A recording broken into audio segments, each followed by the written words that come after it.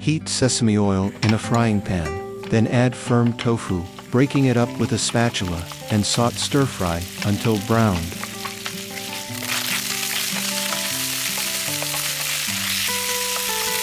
Add soy sauce, dobenjing, tianmianjiang, and stir well.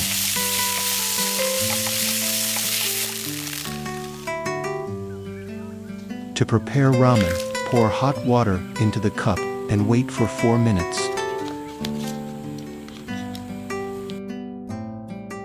Add the included soup base and peanut butter, then mix.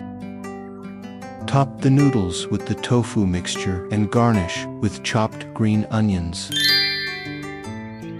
Rich, spicy, and satisfying, all without any animal products.